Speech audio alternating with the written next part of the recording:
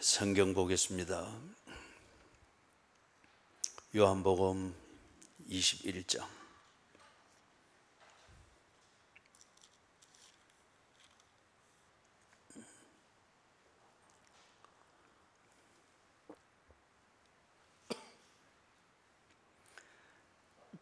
요한복음 21장 18절에서부터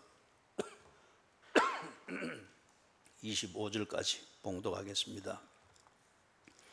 내가 진실로 진실로 네게 이르노니 네가 젊어서는 스스로 띠띠고 원하는 곳으로 다녔거니와 늙어서는 네 팔을 벌리리니 남이 네게 띠띠우고 원하지 아니하는 곳으로 데려가리라. 이 말씀을 하시면 베드로가 어떠한 죽음으로 하나님께 영광을 돌릴 것을 가리키심이로라. 이 말씀을 하시고 베드로에게 이르시되 나를 따르라 하시니 베드로가 돌이켜 예수께서 사랑하시는 그 제자가 따르는 것을 보니 그는 만찬석에서 예수의 품에 의지하여 주님, 주님을 파는 자가 누구오니까 묻던 자더라. 이에 베드로가 그를 보고 예수께 여짜오되 주님, 이 사람은 어떻게 되겠사옵나이까? 예수께서 이르시되 내가 올 때까지 그를 머물게 하고자 할지라도 네게 무슨 상관이냐? 너는 나를 따르라 하시더라. 이 말씀이 형제들에게 나가서 그 제자는 죽지 아니하겠다 하였으나 예수의 말씀은 그가 죽지 않겠다 하신 것이 아니라 내가 올 때까지 그를 머물게 하고자 할지라도 네게 무슨 상관이냐 하신 것이더라. 이 일들을 증언하고 이 일들을 기록한 제자가 이 사람이라. 우리는 그의 증언이 참된 줄 아노라. 예수께서 행하신 일이 이 외에도 많으니 만일 낱낱이 기록된다면 이 세상이라도 이 기록된 책을 두기에 부족할 줄 아노라. 아멘.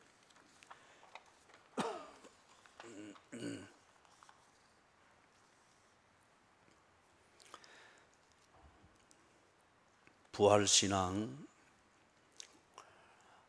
그것은 성경대로 믿는 것입니다. 그리고 부활신앙, 그것은 성경에서 배운 대로 그대로 그렇게 살아가는 겁니다. 그것을 믿고 그대로 살아가는 것입니다. 오늘 요한복음 21장 마지막 부분을 보면서 이 메시지를 우리가 분명히 정리를 할 수 있을 것입니다. 예수님께서 베드로를 신뢰해 주었습니다. 예수님이 변함없이 베드로를 사랑하고 있고 베드로를 신뢰하고 있다고 하는 것을 베드로 스스로 확인할 수 있도록 해 주었죠. 그것은 식사 교제와 개인적인 대화, 갈릴리 해변을 걸으면서 개인적으로 나눈 대화였습니다. 그리고 성질 급한 베드로도 그런 분위기에서 예수님의 대화의 내용을 새겨 들을 수 있었습니다. 예수님이 그렇게 할 수 있도록 대화를 해 주신 거죠. 그래서 예수님의 말씀하시는 내용을 들어보니까 예수님이 변함없이 자기를 신뢰해 주고 변함없이 사랑하고 그리고 예수님께서 언제나 자기와 함께 해 주시겠다 하는 이것을 분명히 믿을 수 있도록 확신을 시켜 주었습니다. 그런 다음 18절 19절에서 보는 것처럼 예수님의 신뢰와 신임을 받고 있는 이 베드로가 예수님을 신뢰하며 예수님의 신임을 저버리지 않는 그런 예수를 위한 삶, 이 삶이 어떤 내용으로 될 것인가 하는 것을 예수님이 그 그림을 보여주었죠. 젊어서는 네 스스로 띠띠고 네 원하는 곳으로 다녔다. 그러나 늙어서는 남이 네게 띠띠우고 네가 원하지 않는 곳으로 데려갈 것이라. 그러면서 19절에 그것에 대한 의미를 다 풀어 쓰기를 어떻게 했습니까? 그거는 베드로가 어떠한 죽음을 죽게 될 것인지 그걸 말하는 것이라고 합니다. 그런데 그 뒤에 아주 중요한 표현이 달려 있습니다. 하나님께 영광 돌릴 것이다. 죽는 방식은 다양합니다. 사는 방식이 다양하기 때문에 죽는 방식이 다양합니다. 치열하게 살아가는 삶의 현장이 각각 다 다르기 때문에 각각 그 삶을 끝내는 방식도 다 다릅니다. 삶에 집착하면서 아직 마침표를 찍지 못한 사람은 죽음이 상당히 힘들 것이고, 삶의 마침표를 찍으면서 마무리가 되는 사람은 죽음이 아주 개울 하나 폴짝 뛰어 끝나듯이 자연스럽겠죠. 또는 자신의 죽음이라는 사건을 통하여서 무언가 의미를 남겨야 되고, 그리고 그 사건을 통하여서 자기가 살아온 삶의 그 진실이 무엇인지, 이것을 어려운 표현을 하면 계시를 해야 되는 그러한 의미 있는 죽음을 죽는 인생일 것 같으면 그 죽음이라는 사건도 또한 의미가 있겠죠. 저는 지금 의미를 말하는 것이지 그 죽음이 얼마나 잔혹할 것인가, 사고가 될 것인가, 또는 숙한의 결과가 되는 그걸 지금 말하는 게 아닙니다. 의미가 있는 사건이 될 것인가. 그래서 베드로의 그 죽음은 남이 띠띠우고 지가 원하는 곳으로 가지 못합니다. 그런데 그 인생을 통하여서, 그리고 죽음이라는 사건을 통해서 마무리되는 베드로의 그 삶이 하나님께 영광이 될 것이다, 그리 말합니다.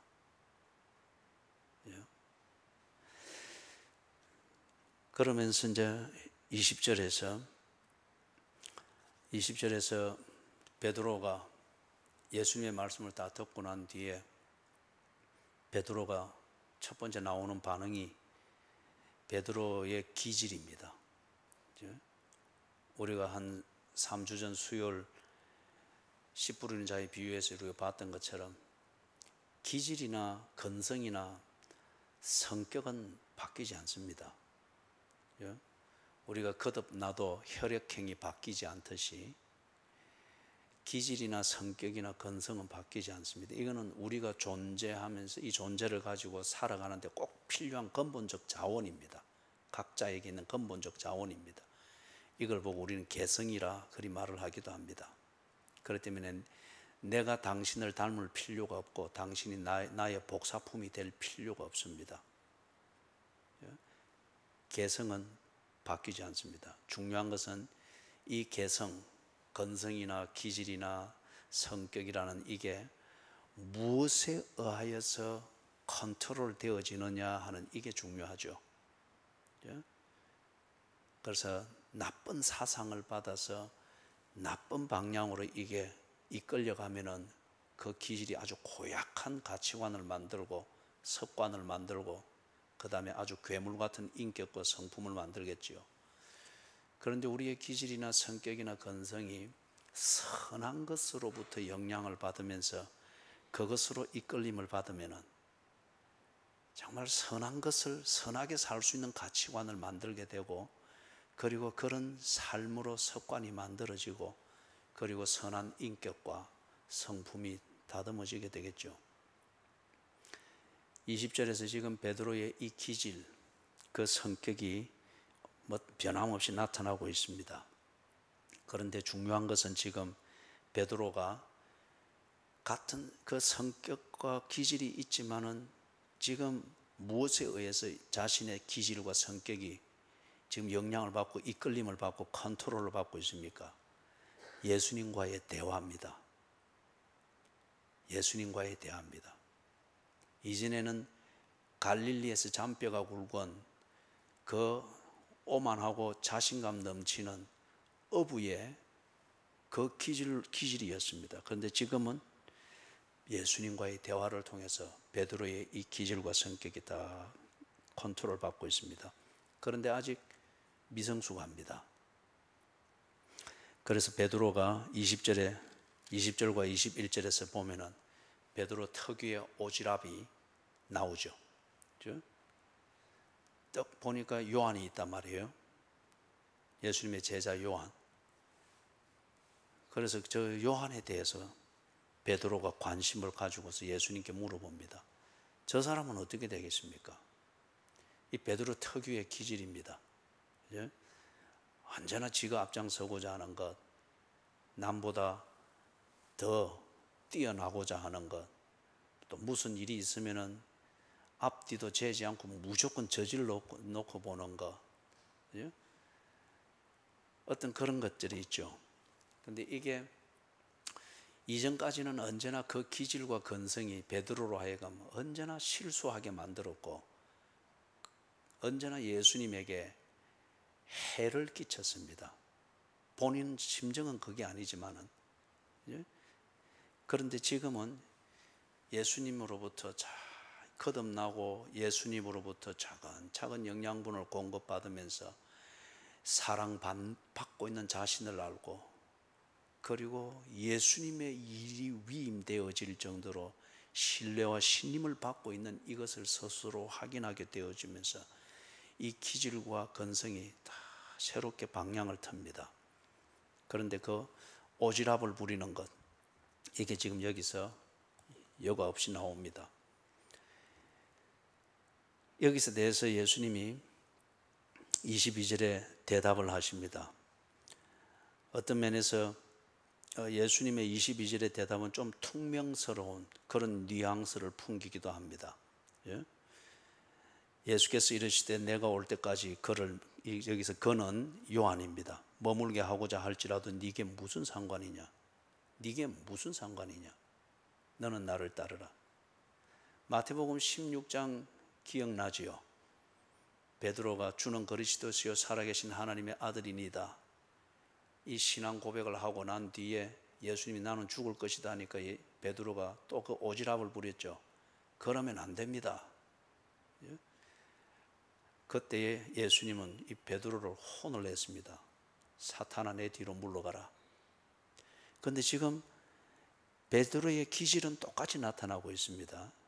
그런데 마태복음 16장에서 보았던 그때만큼은 아닙니다. 그죠? 그렇기 때문에 예수님께서 그 기질의 방향이 아직 미성숙한 그것의 방향을 잡아주고 다듬어 주듯 그렇게 하시면서, 그러나 어떻게 보면 참 퉁명스럽게 그리고 탁 쏘아붙이듯 그렇게 말씀합니다. 그렇게 할지라도 네게 무슨 상관이냐? 다른 말로는 베드로야, 네가 좀 오지랖 부리는 거 그거 좀 이제 좀 고쳐야 안 되겠나? 아무데나 끼드는 거, 아무데나 네 생각대로 그래 막 어리라시고 막 그렇게 발휘하는 것, 지금까지 3년 동안 그래서 네가 참 일 많이 저질렀다 이가. 이제는 좀 자제해라. 그런 의미겠죠. 이게 무슨 상관이냐? 그러면서 네가 할 것은 이제는 그 오지랖 부리면서 뭔가 네가 뭐 좀 사람 돕고 뭘 그리 하지 말고, 그래서 니는 그런답시고 했는데 사실 도움을 받아가지고 잘 되고 성숙되어진 사람이 없지 않느냐? 이제는 그러지 마라. 니는 지금 이제 네가 할 일을 해라. 네 할 일이 뭐냐? 너는 나를 따르라. 19절 마지막에서는 그냥 나를 따르라. 그리고 지금 여기서 베드로의 그 미성숙한 거기서 나오는 이것을 보면서 예수님께서 다시 강조해서 말씀합니다. 너는 나를 따르라. 네가 할 일은 지난 3년 동안 했던 그렇게 뻥치고 허풍지기고 막 그래 모든 걸 달것처럼 휘젓고 뭐 그게 아니고 너는 이제 나를 따르라. 그게 네가 할 일이다. 이 부분에 대해서 우리가 뒤에 가서 좀 더 자세하게 살펴보게 될 것입니다. 그래서 우선 정리를 해보면은 베드로가 지금 예수를 믿고 예수님이 신임해 주시는 것에 걸맞게 베드로가 예수님을 신뢰하면서 그렇게 신앙생활을 똑바로 하는 것은 선행을 베풀고 의리를 지키고 굽어진 정의를 바로 세우고 성소수자들을 위해서 뭔가 사회운동을 하고 구제를 하기 위해서 있는 밭을 다 팔아서 이게 중심이 아니라는 거예요. 구제하고 남 돕고 좋은 일하고 그런 거 찾으러 다닌다고 하루 종일 돌아다니고 그게 먼저가 아니라는 겁니다. 너는 나를 따르라. 착한 일을 하되 주를 따르는 그 길에서 벗어나게 만드는 그러한 오지랖을 부리지 말라는 거예요. 불의를 보면 참지 못하는 것 좋은데 그러나 그게 그냥 오지랖이 되어가지고 주를 따르는 이 본질과 그 길을 벗어나게 만드는 그런 짓은 하지 말라는 거예요. 너는 나를 따르라. 신앙생활은 착한 일을 하고 정의를 위해서 불의와 싸우는 이게 먼저가 아니고 신앙생활은 주를 따르는 겁니다. 이 말을 듣고 23절에 보니까 오해가 생겼습니다.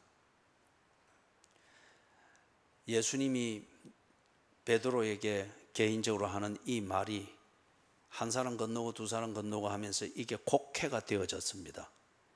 곡해가 되어진 거기에는 여러분 뭔가 소문을 만들고 오해나 잘못된 해석을 만드는 데는 반드시 의도가 있습니다.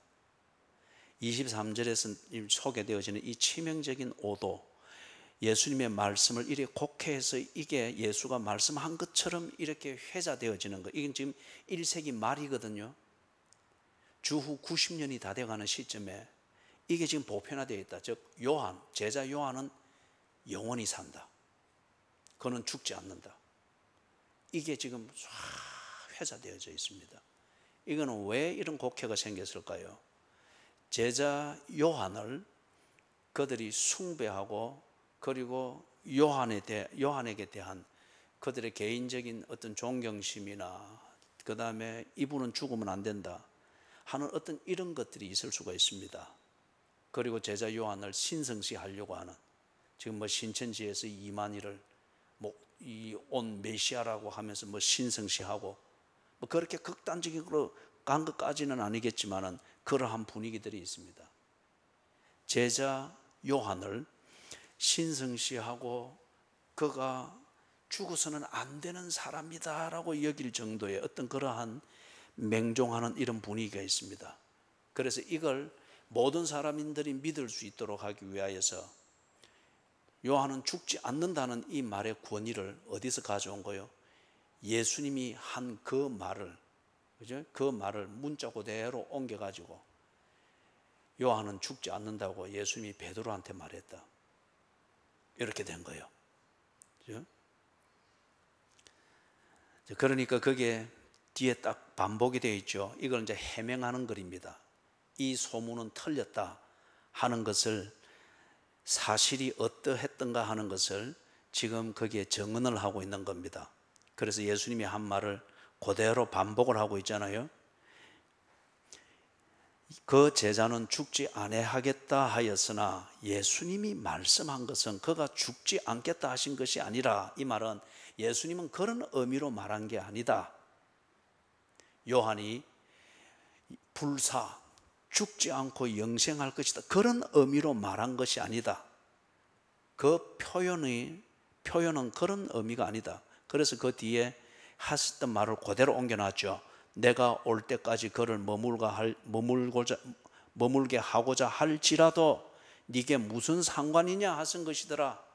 즉 베드로에게 가르치기 위하여서 이 표현을 썼을 뿐이라는 거예요. 무언가를 가르치기 위해서 이 표현을 썼을 뿐이라는 거예요.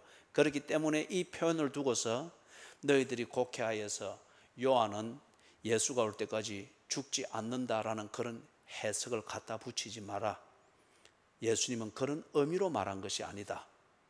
이 표현은 베드로에게 뭔가를 가르치기 위해서 한 것이다. 그렇기 때문에 하고자 할지라도 네게 무슨 상관이냐 하신 것이라 이렇게 딱 반복을 해놨습니다.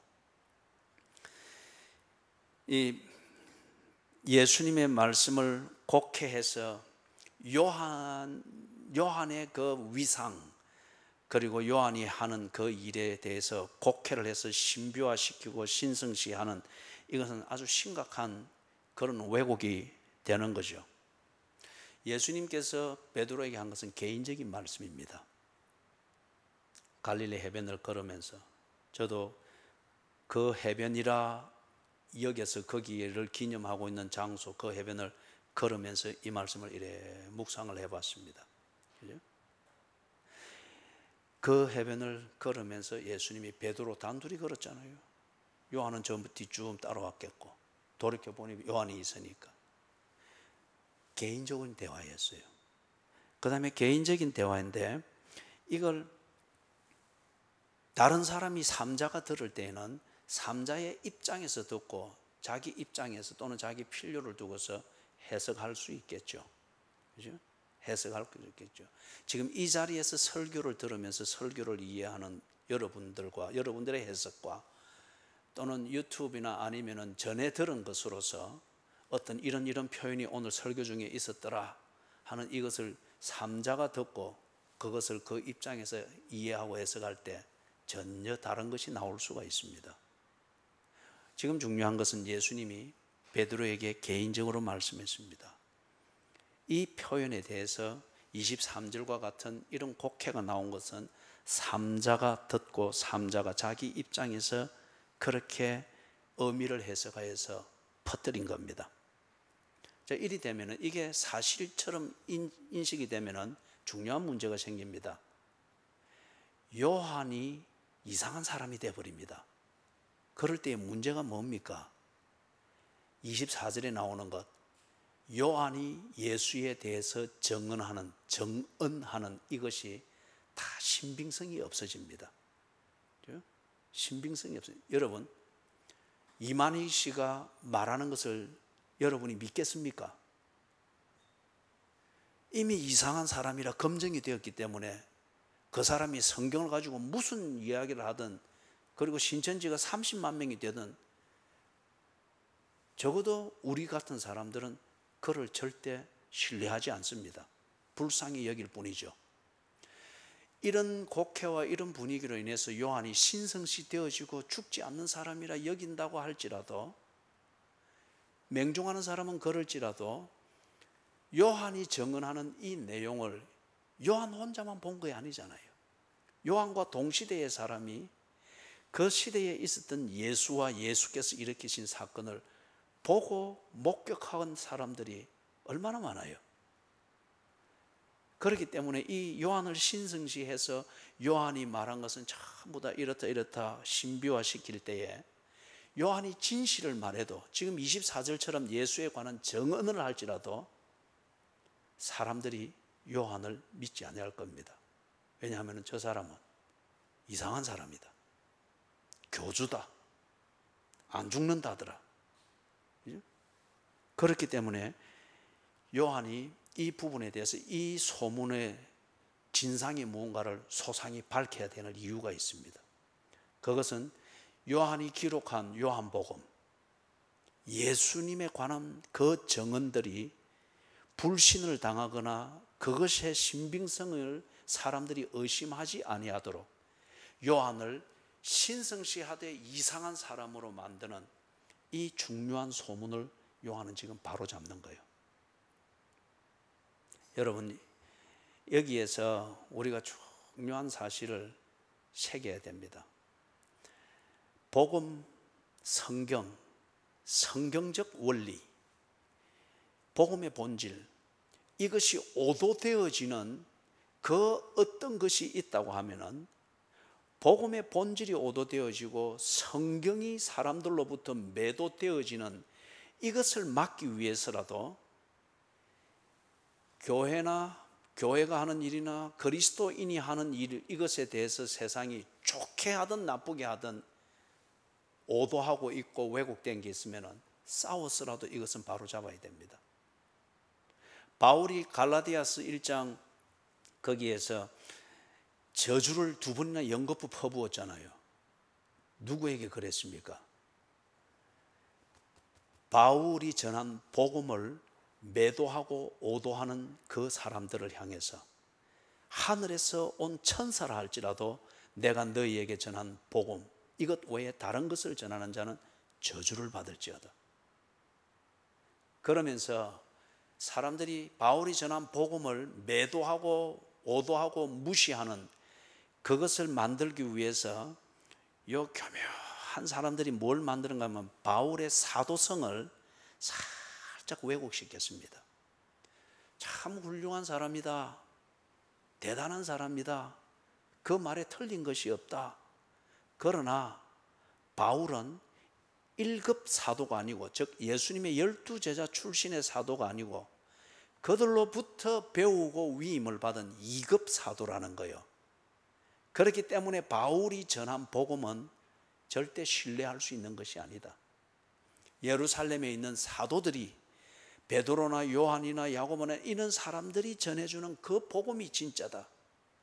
그래 하면서 바울이 전한 이 복음, 갈라디아 지방에 전한 예수 그리스도의 복음을 바울의 사도성을 의심하게 만들면서 바울이 전한 복음의 진정성까지도 의심하게 만든 거예요.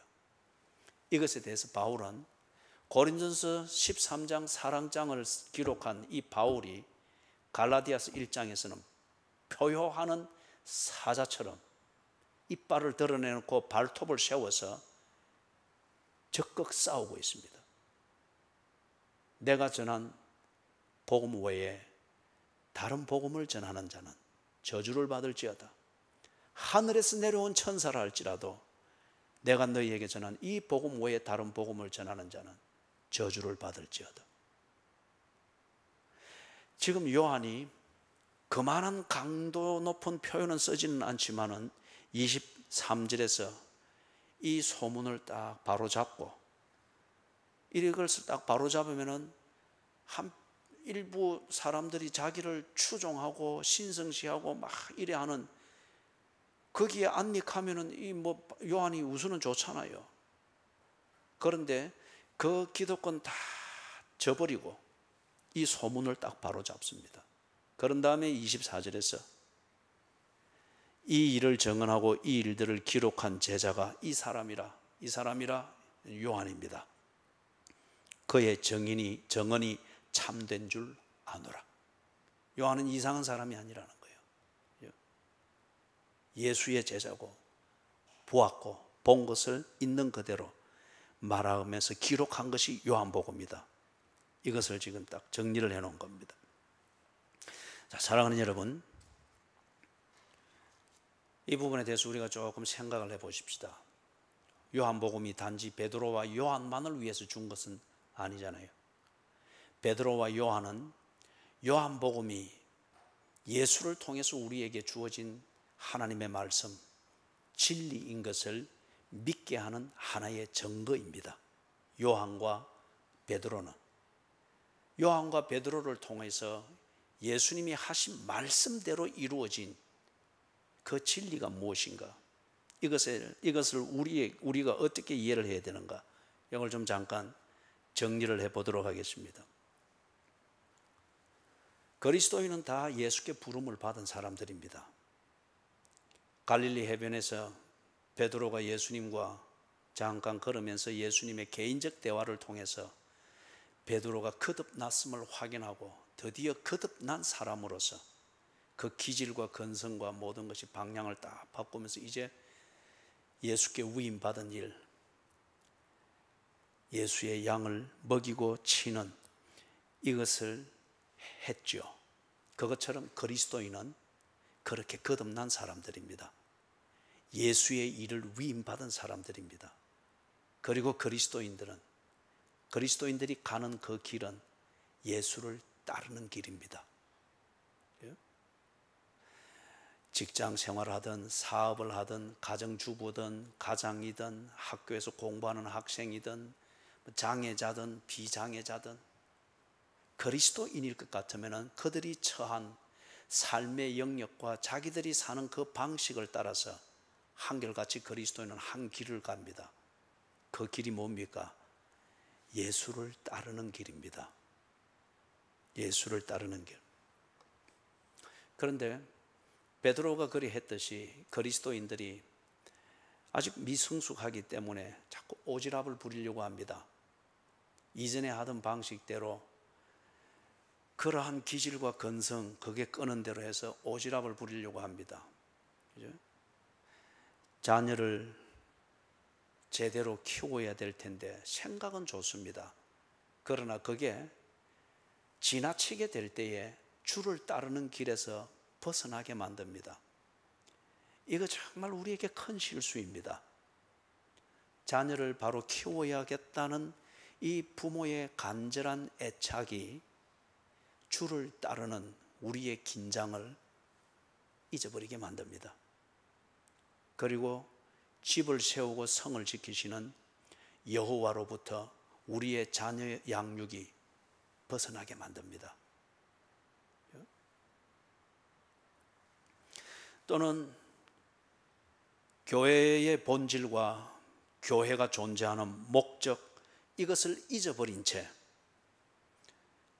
구제, 선행, 사회정의, 그런 오지랖을 부리다 보니까 교회가 주님의 양을 먹이고 주님의 양을 치면서 주님을 따르는 이 길에서 벗어나게 되는 걸 봅니다. 비견한 예로서 호주에는 유나이팅 처치라고 하는 교단이 있습니다. 연합교단. 명분은 좋죠. 그리고 철학도 좋죠. 이데올로기도 참 설득력이 있죠. 모두가 다 하나 돼서 연합을 한다. 그렇기 때문에 그들의 이 교단의 헌법은 아주 브로드합니다. 아주 폭넓습니다. 무슨 이렇고 저렇고 딱딱 끊고 매점이 없습니다. 누구나 다 와서 세틀할 수 있도록 헌법이 그렇습니다. 그래서 어느 한 교회를 딱 가봤더만은 거기에 사무실을 가니까 사무실을 지키는 행정 직원이 딱 나오는데 뭐 이마에 띠가를 딱 찍어놨어요. 띠가는 힌두교에서 이마에 찍는 빨간 점이 있죠, 그죠? 띠가를 찍고 딱 나오는 거. 그래서 여기 기독교 교회 아니냐? 맞다. 내가 알기로는 띠가 있는 사람이 힌두교인으로 아는데 어떻게 당신이 여기서 일을 하느냐? 자기는 그래 여기 행정 직원이라는 거예요. 그래서 이 연합 교단에 있는 교회들은 이 뭡니까? 기독교인만이 교회에서 뭐 일을 하고 이걸 제한을 하지 않아요. 그렇기 때문에 거기에 동성연애자도 있고 동성 결혼을 한 목사도 있고 마약을 맞는 그 장소도 별도로 또 그 교회 건물 안에 만들어 놓고 하여튼 세상의 관점에서 보면은 참 자유와 인권을 존중하고 누구나 다 자기가 하고 싶은 대로 할 수 있는 정말 인권을 존중하는 그러한 교회처럼 보입니다. 그런데 성경의 관점에서 볼 때에 주를 따르는 길에서 떠났습니다. 그래서 문 닫는 교회가 얼마나 많은지 모릅니다. 그 교회들이 카바레로 바뀌고 아니면은 식당으로 바뀌고 아니면은 이 사회 체육시설로 바뀌고 건축법상 건물은 헐 수가 없으니까 내용은 다 그렇게 쓰는 거예요.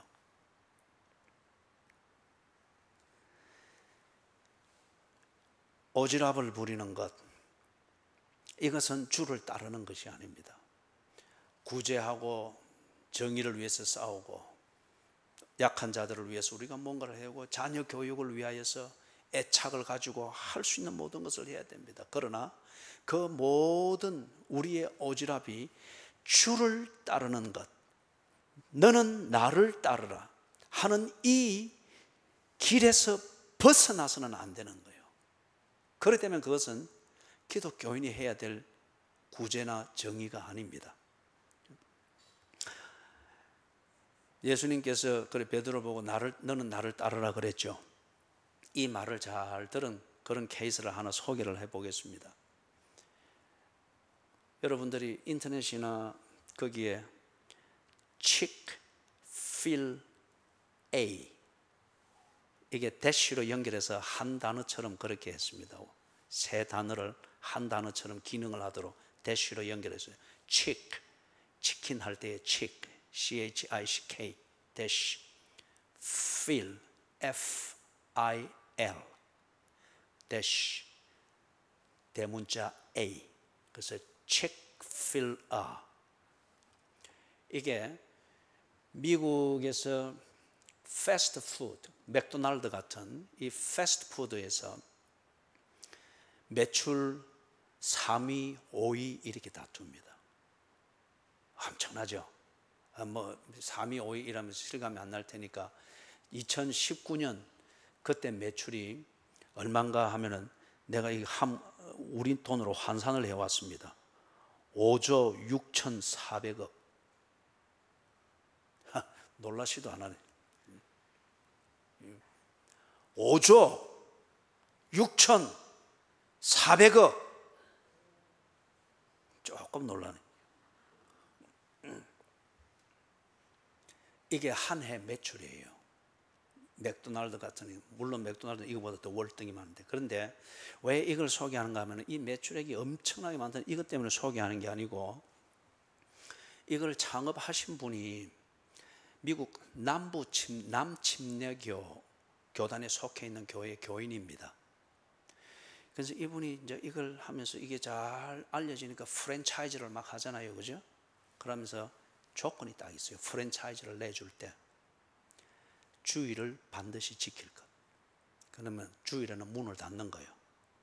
주일은 반드시 지킬 것. 그 다음에 성경적 원리에 입각한 윤리적인 그러한 가게 운영을 할 것. 그렇기 때문에 누구에게나 친절하고, 그 음식은 누가 와서 먹어도 꼭 집에서 소위 우리나라 말로 하면 엄마 밥 먹듯이, 그죠? 그렇게 안심하고 먹을 수 있도록 하고, 모든 사람들에게 친절하게 대하기 위해서 언제나 웃고, 어떤 이런 성경적 원리에 근거한 그러한 기독교적 윤리, 이것을 실천하는 운영이 될 것, 어떤 이런 원칙을 딱 가지고, 조건을 가지고 있습니다. 그래서 이것에 동의하는 그러한 입찰자가 있으면 지점을 내주고 지점을 내주고, 그래서 이게 엄청나게 지금 확장이 됐단 말이에요. 그런데 이 중에 아주 중진 임원에 해당되는 분이 미국 어느 한 주의 방송사와 인터뷰를 했습니다. 그때에 요즘 아주 뭡니까? 사람 올가매려고 이렇게 할 때는 이 공영 방송이나 이렇게 딱 보면은 올가매려고 할 때 꼭 묻는 질문이 동성애에 대해서 어떻게 생각하느냐, 성전환자들에 대해서 어떻게 생각하느냐, 이게 기업을 하는 업주면은 그런 사람들을 당신은 고용할 수 있겠느냐, 이거는 딱 올가미를 걸기 위해서 던지는 질문이거든요. 그래서 이게 딱 인터뷰하는 그 매스컴에서 이 사람에게 그걸 딱 질문을 한 거예요. 그때 이 사람이 대답한 거예요. 우리는 동성애와 동성결혼을 반대합니다. 그리 하는 사람들에 대해서 우리는 차별하지 않습니다. 그러나 동성애나 동성혼을 합법화하고 그렇게 하는 것에 대해서 우리 기업은 그것에 동조하지 않습니다. 왜냐하면 그전에 계속 이 기업이 확 자라가면서 엄청난 기부를 사회에 해왔거든요. 해오는데 딱 하는 데는 정해져 있었어요. 기독교 체육인들 양성하는 곳, 또는 구세군은 이 동성애, 동성혼을 반대하는 그 입장이 분명한 기독교 단체니까 그렇게 그걸 이제 주된 것으로 그랬다는 거죠. 그런데 이런 인터뷰가 나가고 난 뒤에 대학교에 들어와 있던 이 치크필러 이 프랜차이즈들이 다 쫓겨나가게 되죠. 학생회에서, 총학생회에서 이거는 성소수자들을 차별한다, 아니면 우리 대학교의 입장과 우리 대학교에서 추구하는 가치와 다른 가치를 추구하는 기업을 이 대학 캠퍼스에 둘 수 없다, 막 쫓겨나는 거예요. 그리고 공항 이런 데는 굉장히 이 프랜차이즈들이 이런 그 가게들이 굉장히 중요한 자리잖아요. 그런데 공항에서 쫓겨나는 거예요. 그리고 어떤 주에서는 허가를 안 내주는 거예요.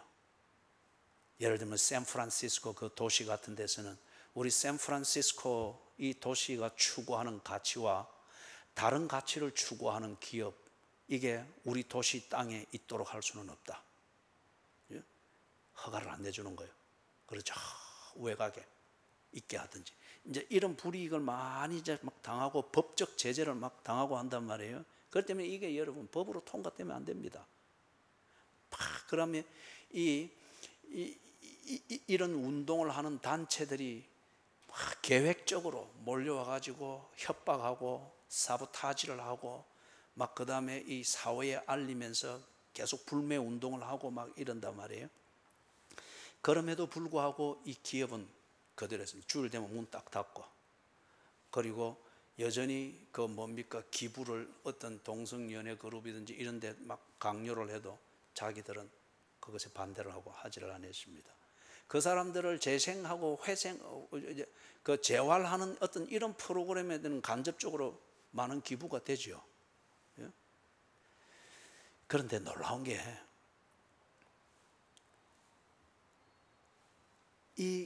그리 되면 이 기업이 망할 것 같았는데, 그리고 이런 사람들이 그렇게 사회적으로 또 매스컴까지도, 그 다음에 정부 주지사와 법까지도 이렇게 막 공격을 해대면 문 닫을만 하잖아요. 그죠? 그런데 딱 어느 한 주에서 갤럽 조사를 했습니다. 그래 하니까 이 기업의 입장을 찬성하는 사람이 61%, 이 기업의 입장을 반대하는 사람이 12%. 절대 다수가 이 기업이 하는 그 입장과 기업 운영 이것을 찬성을 하는 적극 찬성자. 밝히지 않은 자들은 중간에 뭐 입장이 모호한 사람들이 있겠죠. 적극 반대자 12%, 적극 찬성자 61%. 그죠?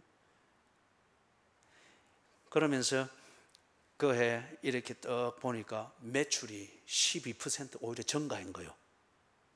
12% 증가한 거예요. 그래서 아까 읽어준 대로 그 액수가 얼마인가? 5조 6,400억 원. 사랑하는 여러분, 그 창업주가 이제 벨시하고 그 아들이 이어받았는데 똑같은 입장을 지금 하고 있습니다. 하고 있는데 이들이 하는 게 지금 뭡니까? 다른 오지랖 부리지 아니하고 뭐 정의, 약자를 돌본다, 어떻게 한다. 명분은 좋아요. 그러나 그게 그리스도인으로서 주를 따르는 그 길에서 벗어나는 오지랖이 되어서는 안 된다는 거예요. 주를 따르는 그 길에서 정의를 위하여, 나눔을 위하여, 인내를 위하여, 그것을 보여주는 중요한 사례입니다. 그죠? 뭐 약자를 돌본다, 어떻게 이렇게 한다 해서 뭐 미국에서 최초로 커밍 아웃했던 그 동성연애자 목사는 성공회 소속 목사였습니다. 그것도 멤피스, 거기서 주교의 지위에 있던 사람이었어요. 커밍 아웃 할 때에 뭐라 했는지 압니까?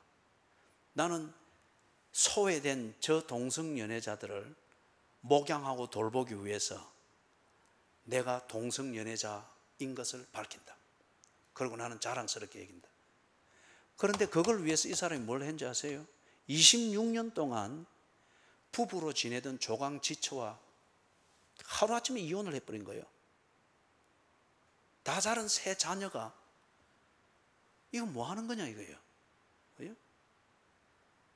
자기는 자기 나름대로 뭐 약자를 돌본다, 그렇게 해서 자기가 동성연애자가 되고, 그렇게 해서 동성연애자 커밍아웃하고, 그 사람이 그렇게 하면서 동성연애자를 합법화하는 이게 성공회와 장로교와 침례교 안으로 점점 감리교 안으로 퍼져 들어가는 효시가 된 거예요. 여러분, 이게 세상의 관점에서 볼 때는 좋은 이데올로기일 수 있고 이데올로기를 따라서 행동하는 용감한 자, 정의로운 자일지 모르겠으나, 그러나 너는 나를 따르라, 주님의 당부하심과 신임해 준 주님의 그 신뢰는 그렇게 저버린 것이죠. 주를 따르는 길에서 벗어난 정입니다. 이 부분에 대해서 예수님께서 베드로에게 딱 퉁명스럽게 그리고 따끔하게 찔러서 말씀했잖아요. 그렇게 할지라도 네게 무슨 상관이냐. 그것은 주님의 소관이다 이거죠. 요한의 인생은 주님의 소관이지 네 오지랖으로 되는 게 아니다 이거죠. 너는 네 할 일 하라는 거예요. 너는 나를 따를지니라.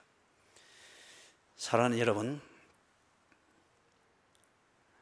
예수님께서 베드로에게 개인적으로 한 말이 제3자에 의해서 곡해가 되어지면서 예수의 말씀이 꼭 자기들의 어떤 이데올로기를 합법화할 수 있는 근거처럼 그렇게 싹 왜곡시켜 놨잖아요. 마찬가지로 이런 치크필아 같은 이 패스트푸드점에 이런 사람들의 그런 입장, 그리스도인으로서 그렇게 자기를 표현하고 밝힐 수 있는 것, 그게 불법이 아니잖아요. 당연한 거잖아요. 내가 동성애자입니다 하고 커밍아웃 하는 것도 자기 표현의 자유일 수 있고, 나는 그리스도인이기 때문에 나는 그걸 못합니다 하는 것도 당연히 헌법이 보장한 표현의 자유지 않습니까? 그런데 왜 나는 그리스도인이기 때문에 이것을 못합니다 하는 것에 대해서는 사회로부터 위협을 받아야 되고 테러를 받아야 되고 법이 제재를 해야 되고 몰려와서 사보타지를 해야 되고, 그리고 이걸 정부와 그 법이 옹호해주고 매스컴이 그것을 옹호해주는, 왜 그런 것이 돼야 되느냐. 이게야말로 차별이지 않느냐 이거죠. 공평을 깨는 거지 않아요. 그럴 때에 이런 치크필아와 같은 우리 교인들과 교회들을 공격을 합니다. 당연히 성경을 그들이 가지고 공격을 하죠. 심지어는 예수도 동성연애자였다. 왜냐하면 예수님이 마지막 만찬할 때에 여기 보면은 예수가 그 사랑하는 제자로 21절에 표현되어 있잖아요. 요한이 예수님의 품에 기대했다는 거예요.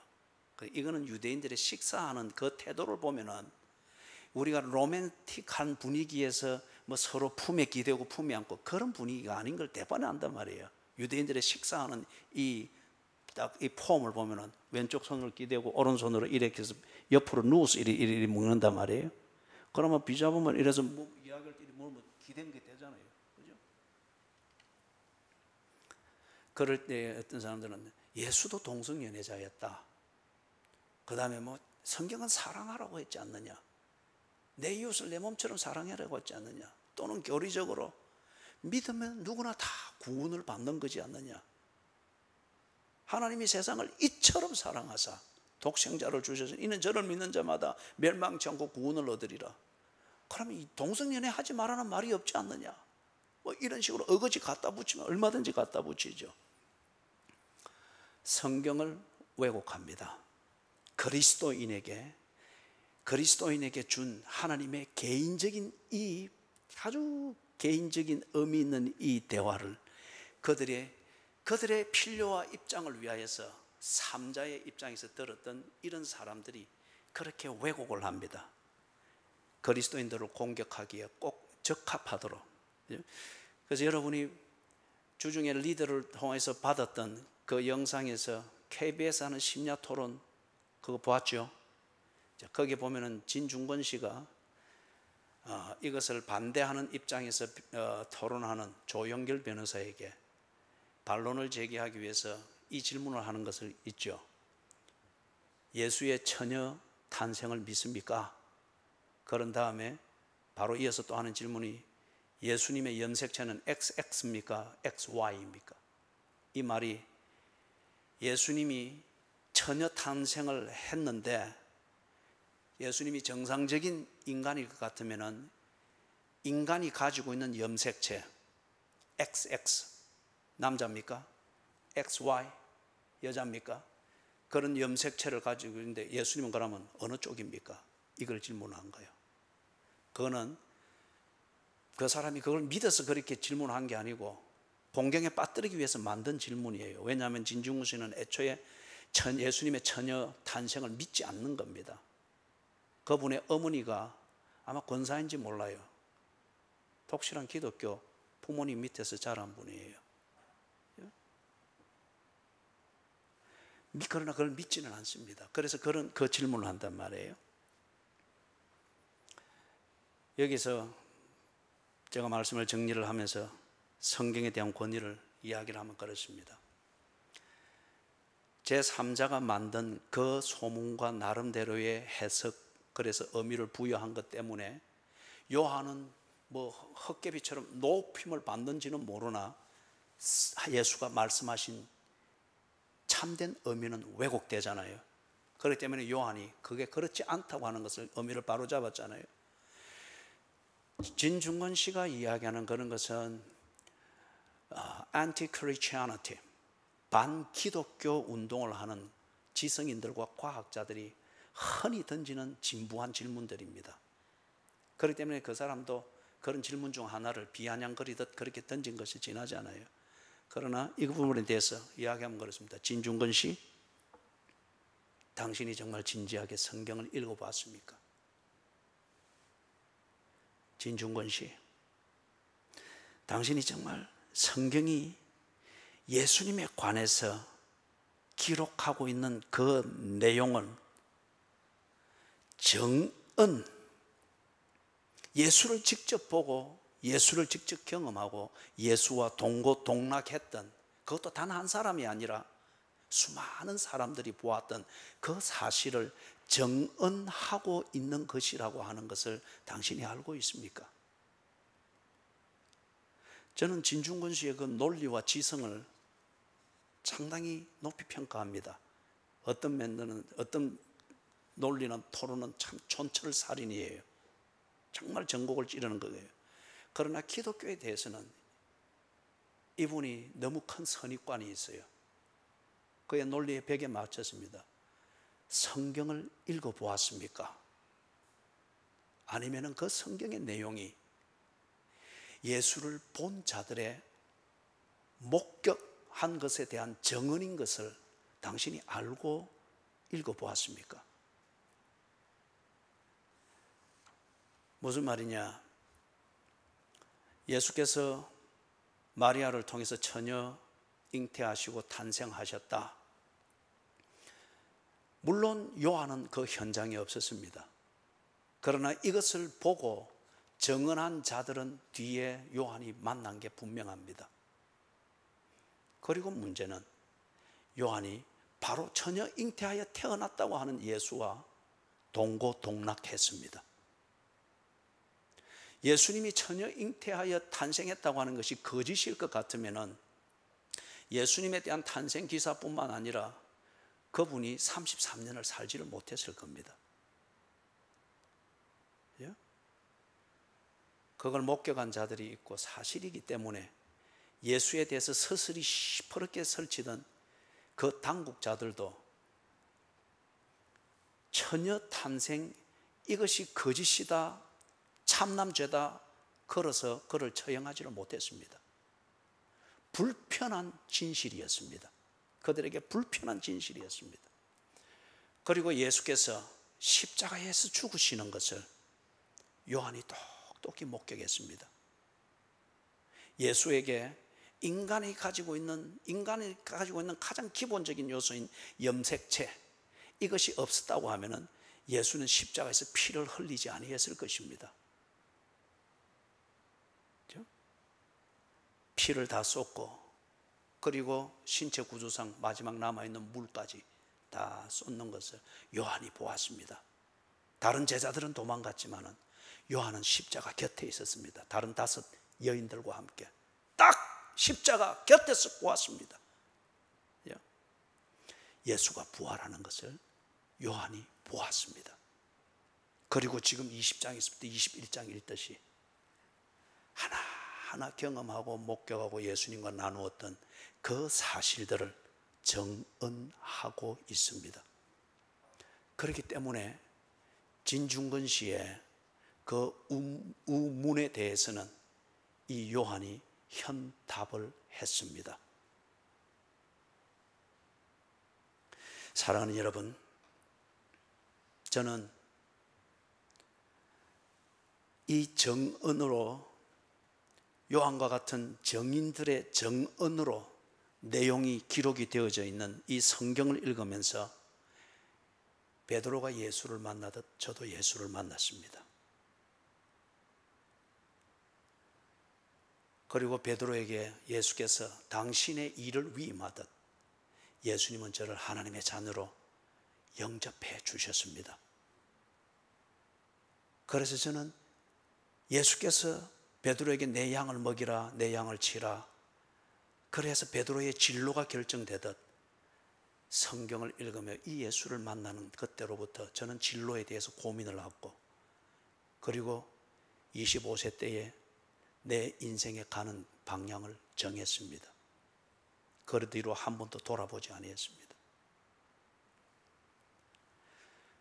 성경을 읽으면서 예수를 만났고, 그리고 그 성경을 이제는 배우고 깨닫고 그 내용을 믿게 되는 깊이가 더해가면 더해갈수록 예수님을 따르는 이 삶이 더욱더 성숙되어져 가고 이것에만 점점 몰입이 되어져 가는 것을 제 삶 60여 년을 돌아볼 때 분명하게 보입니다. 제 젊었을 때에 제 가는 길은 굉장히 넓었고 다양했습니다. 그런데 이 성경을 통하여서 예수를 만날 때에 베드로가 예수께 꽂혀버리듯 저 또한 예수를 따라가는 이 길에만, 이걸 맛을 위해서 주변을 정리하면서 쭉쭉 걸어갑니다. 지금 제게 있어서 갈등이라 하면은 때로 한 번씩 갈등하는 것은 가족과 함께 있어야 되는가, 아니면은 내게 맡겨진 이 목양, 내가 해야 될 일이 더 있어서 이 일에 몰입을 해야 되는가, 자주 검증을 합니다. 내 마지막 남은 시간을 마무리하는 것, 그 현장이 어디여야 하는지를. 그럴 때에 내게 정리되어지는 것, 성경적 사고방식을 통해서 정리되어지는 것, 가족과 함께 지내는 이 자체가 내 삶의 목적은 아니라는 거예요. 가족을 바로 세우고 가족을 돕고 가족이 바른 신앙을 가질 수 있도록 내 역할을 하는 것, 이게 내가 해야 될 일이지, 가족과 함께 24시간 같이 지내면서 즐거운 무언가를 찾는 이것은 세상이 말하는 그 기준에서 말하는 행복의 이데올로기고 그 이데올로기를 따라 사는 방식이죠. 그렇게 할지라도 내가 내 가족이 바른 신앙을 가지고 주를 따르는 이것이 인생의 길이고, 그래서 하나님께 영광을 돌리는 그 인생으로 마침표를 찍게 되는 이것을 가르치고 이 영향을 미치지 못하면 24시간을 같이 있으면 못합니까? 그건 내가 가족들에게 기생충 역할밖에 안 되는 것이죠. 중요한 것은 이 역할을 해내는 것입니다. 반면에 교회를 돌아볼 때에 교회를 내가 사임을 해야 되지 아니할까 생각하는 적이 한두 번이 아닙니다. 그러나 교인들을 살펴보고 이렇게 저렇게 굴곡치는 것을 볼 때에 아직은 이 교회에 꼭 필요하고 준비된 사역자가 소신을 가지고 올 만한 여건이 못 된다고 하는 것이 그럴 때마다 보입니다. 그리고 그 준비는 내가 해줘야 될 것이며, 그때까지 교인들을 돌보는 것은 내가 해야 될 일이다. 이 목양을 위해서는 내가 멀리서 전화로 할 수 있는 문제가 아니에요. 현장에 함께 있어야 됩니다. 그렇기 때문에 저는 성경을 읽으면서 성경을 통하여 깨닫는 이 원칙, 주를 따르는 내 삶의 이 길을 똑바로 가는 이것을 위해서 오늘 내게 부닥친 이 두 가지 중요한 양대 산맥과 같은 이 이슈, 이 문제에 대해서 제 판단은 이런 겁니다. 주님이 내게 맡기신 가족이라는 양은 그들을 위해서 해야 될 역할을 하는 것이다. 주님께서 내게 위임하신 이 목양이라고 하는 이 일을 제대로 하기 위하여서는 이들과 함께 있어야 되는 일이다. 그렇기 때문에 저는 여기에 있는 겁니다. 18절, 19절로 돌아가서 말씀을 정리를 하겠습니다. 젊어서는 네 스스로 띠띠고 네가 원하는 것으로 다녔거니와 늙어서는 남이 네게 띠띠우고 네가 원하지 아니하는 곳으로 갈 것이라. 이것은 베드로가 어떠한 죽음을 죽을 것인가를 말합니다. 그 죽음으로 베드로는 하나님께 영광을 돌릴 것이라 그렇게 했습니다. 제가 어젯밤 11시 반부터 해서 잠을 못 잤습니다. 어제 조금 뭔가 불편한 게 있어서 한 두어 시간 자리에 누웠는데 한 두어 시간 그렇게 선잠을 자게 되고 거기서 깬 다음에 잠을 못 잤습니다. 시간을 잘 활용했습니다. 그러면서 오늘 새벽 날이 밝아올 무렵에 한 6시 조금 지났을까 막 고성이 들렸어요. 큰 소리가. 그래서 어느 쪽인가 이래 싶어서 그래서 쭉 보니까 저쪽 쪽에 창문을 이래 내다보니까 저 밖에 있는 저 이웃하고 저기에 공사를 했던 책임자였던 것 같아요. 둘이서 막 싸우는 거 말다툼으로. 그런데 한 사람은 공사를 담당했던 분은 제가 보기에는 70대 초반이 될 것 같고 또 저 집 주인은 60대 초반인 것 같고. 근데 말로 싸우는데 이게 말이 너무 거친 거예요. 우리가 흔히 듣는 쌍욕들이 막 나오고 또 젊은 이 사람은 그 70대 된 사람 보고 나이를 미안합니다 옮기는 거예요. 나이를 처먹어도 똑바로 처먹어야지. 그러니까 또 나이가 또 있는 사람 또 분이 받쳐가지고 막 이 새끼 저 새끼 막 오만 욕을 또 다 퍼붓고. 문제는 아마 공사했던 그 대금을 여기서는 받아야 된다 하고 저기서는 안 줘도 되는 그런 걸로 서로 이해가 다르면서 일이 되는 건데 새벽같이 뭐 그러면서 이게 다 그래 정리가 되는 거예요. 예? 저 사람들이 두 사람 다 살면은 얼마나 살 건데, 예?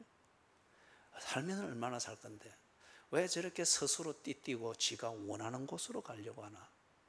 그러다 보니 새벽부터 이른 아침부터 정말 나이답지 않게 저 쌍욕들을 퍼붓고 저주를 퍼부으면서 저게 무슨 이익이 될 것이며 지 하루의 삶에도 이익이 안 될 것이고 저런 인격으로 사는 그 가족들이 상상이 되어지는 거예요. 예? 남이 나를 끌고 가는데 원하지 아니하는 곳으로 끌고 갈 것이다. 악과 비겁함과 어둠의 세력에 끌려가는 자들이 있는 거예요. 이걸 두고 자기는 내 하고 싶은 대로 살고 있기 때문에 재밌다라고 말할지 모르나 그러나 인간은 누구나 지 하고 싶은 대로 살 수 있는 사람은 없습니다. 그 본질을 딱 한꺼풀 들여다보면은 어둠의 세력이나 악에 끌려가든지 아니면은 하나님의 말씀에 끌려가든지 둘 중에 하나입니다.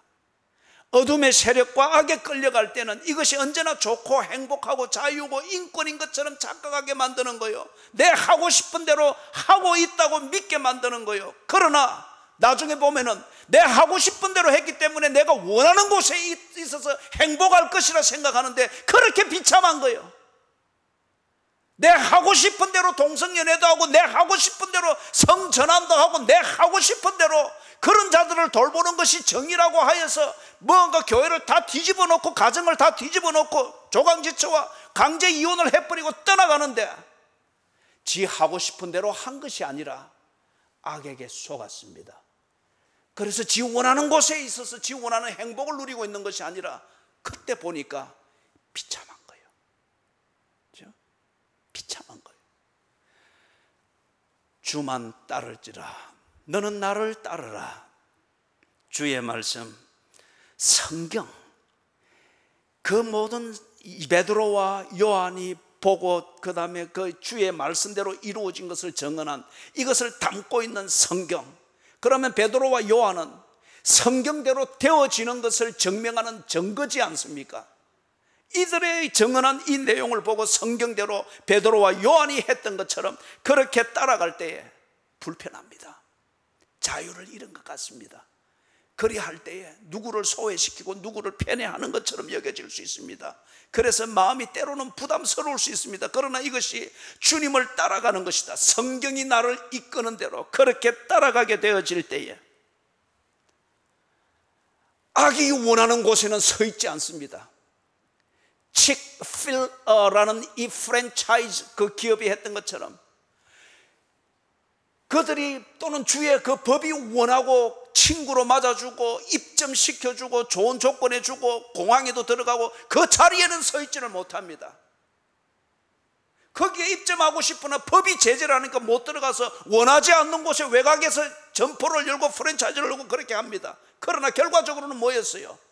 12% 증가했고 61%의 그 사람들 고객들이 그 기업의 철학과 운영 원칙을 인정하고 찬성을 하는 거잖아요. 내가 원하는 곳에 내 본성대로 가고 싶은 곳에 있고 그 삶을 살지는 못하나 그런데 성경을 따라가서 떡 거기 성경이 이끄는 대로 가서 서 있어 보니 그게 답이었습니다. 하나님께 영광을 돌리는 그 삶이었습니다. 이른 아침부터 쌍욕을 해가면서 그렇게 곧 죽을 나이인데 그러나 뭐 천년만년 살 것처럼 그렇게 상대방을 깔아뭉개는 이런 욕을 하면서 뭐 악마의 다른 모습으로 이렇게 그렇게 살 필요가 없도록 성경이 이끄는 대로 그렇게 가니까 거기에 진정한 자유가 있고 거기에 진정한 인권이 있고 거기에 진정한 행복이 있고 누가 나를 볼지라도 저 사람이 믿는 하나님이 살아계시구나. 저 사람이 사는 저 삶, 저게 정말 행복으로 가는 길이구나.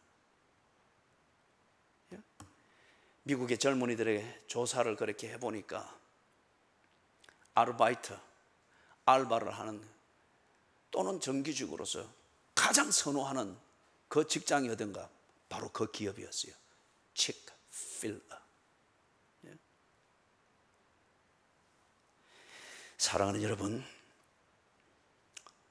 요한복음은 하나님의 말씀입니다. 그리고 그 말씀은 예수님이 오셔서 가르쳐 주시고 믿게 하신 하나님의 약속입니다. 이 약속대로 사는 것을 제자들에게 가르쳤고 제자들이 그렇게 살았을 때 예수께서 하신 말씀대로 되었습니다.